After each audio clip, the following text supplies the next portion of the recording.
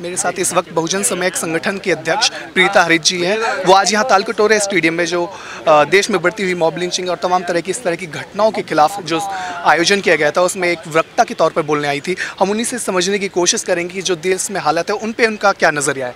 Ma'am, जिस तरह से आपने आज देश में जो मॉब लिंचिंग की घटनाएं बढ़ रही हैं, दलितों को टारगेट किया जा रहा है, इन सभी मुद्दों को बेबाकी से उठाया, तो क्या लगता है कि जो मौजूदा सरकार है वो विशेष तौर पे इस तरह के असामाजिक तत्वों को क्यों बढ़ावा दे रही है आपके नज़र? देखिए, सरकार बढ़ावा नहीं देती है।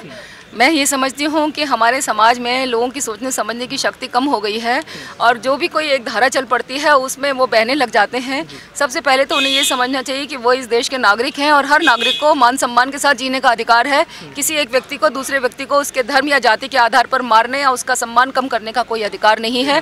कानून में सभी प्रावधान है और हम लोग देश के जिम्मेदार नागरिक होने के नाते ये हमारी भी जिम्मेदारी बन जाती है कि हम उन कानून और उन प्रावधानों को लागू करने में हम सरकार से हर संभव प्रयास करें और सरकार को कानून और व्यवस्था बनाए रखने में मदद करें। लेकिन अगर किसी पार्टी की सरकार है और उसकी सरकार के दौरान इस तरह की घटनाएं होती हैं तो कहीं ना कहीं वो तो उसके लिए जिम्मेवार होगी ना। देखिए, सरकार चाहे किसी भी पार्टी की हो, एक बार जब सरकार में आ जाती है तो वो पूरे देश की सरकार होती है। बाद में उसको पार्टी में सीमित कर देना हमारे लिए भी ठीक नहीं है। ये हमारे ऊपर है कि हम अपने अधिकारों के लिए कितनी आवाज़ बुलंद करते हैं और किस तरह से उनसे हम अपने अधिकारों को मनवाते हैं।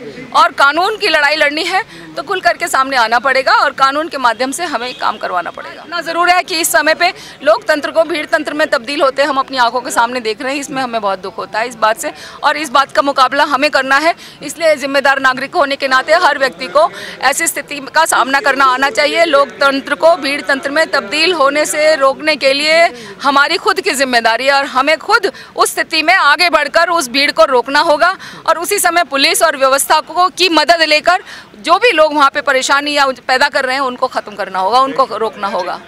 तो ये थी प्रीता हरित जी जिनका साफ तौर पे यही कहना था, जिस तरह से लगातार देश में इस तरह की गतिविधियां बढ़ती जा रही है उन पे सरकार रोक लगाए और जो असामाजिक तत्व है उनके खिलाफ सख्त से सख्त कार्रवाई की जाए। कैमरा पर्सन तारा दत्त के साथ मैं अंकित नागर, नेशनल दस्तक, दिल्ली।